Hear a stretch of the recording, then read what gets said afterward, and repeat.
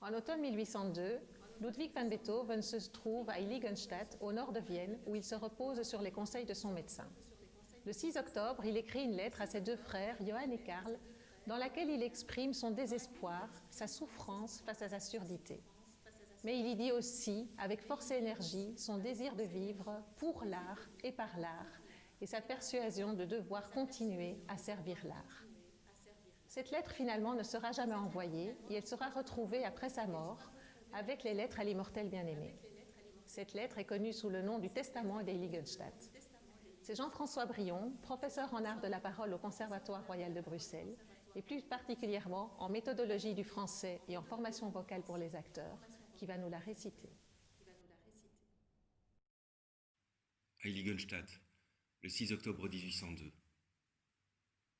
Pour mes frères Karl et Johann Beethoven. Ô vous qui me jugez et déclarez haineux, revêche et misanthrope, combien vous me faites tort. Vous ignorez la raison secrète de ce qui vous paraît ainsi. Mon corps et mon esprit furent dès l'enfance portés au tendre sentiment de la bienveillance, et même j'ai toujours été disposé à accomplir de grandes actions. Mais songez seulement que depuis 6 ans, un état incurable m'a frappé, aggravé par des médecins inintelligents.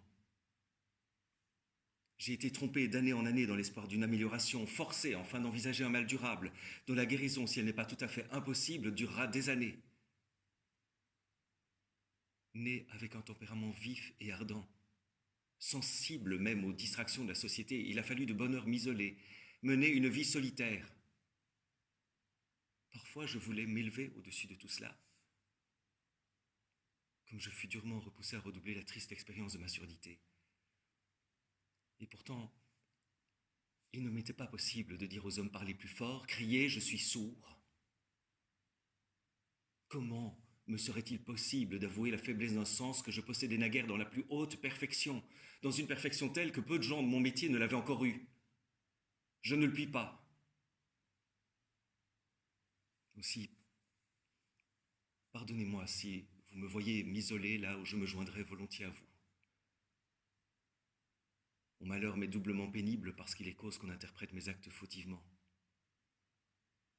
Pour moi, pas de distraction dans la société, pas d'entretien distingué, pas d'épanchement mutuel. Arrive-t-il que je me trouve à proximité de mes semblables, une brûlante angoisse me saisit. Je crains d'être exposé à laisser remarquer mon état. J'ai pris pour devoir de m'isoler.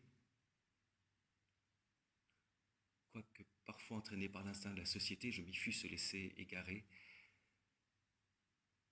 Mais quelle humiliation quand quelqu'un près de moi entendait au loin une flûte et que je n'entendais rien, ou que quelqu'un d'autre entendait chanter le pâtre et que je n'entendais rien non plus. De tels événements me jetaient presque dans le désespoir. Peu s'en fallait que je misse moi-même fin à mon existence. L'art seul m'a retenu. Il me semblait impossible de quitter ce monde avant d'avoir accompli tout ce pour quoi je me sentais fait, et ainsi je continuais cette existence misérable, vraiment misérable. Un corps si irritable que le plus petit changement peut me jeter dans l'état le meilleur comme dans le pire. Patience. J'en suis là, c'est elle qu'il me faut prendre pour guide. Durable, je l'espère, sera ma résolution d'attendre, jusqu'à ce qu'il plaise au parc impitoyable de venir rompre le fil. Peut-être irai-je mieux, peut-être pas, j'ai pris courage. À 28 ans, déjà forcé de devenir philosophe, ce n'est pas facile, et plus pénible pour l'artiste que pour quiconque.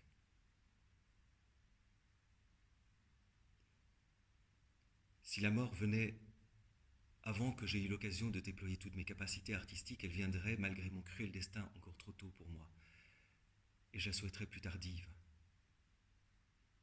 Et pourtant, je serais heureux. Ne me délivrerait-elle pas d'un état de souffrance sans fin? Viens quand tu voudras. Je vais courageusement devant de toi.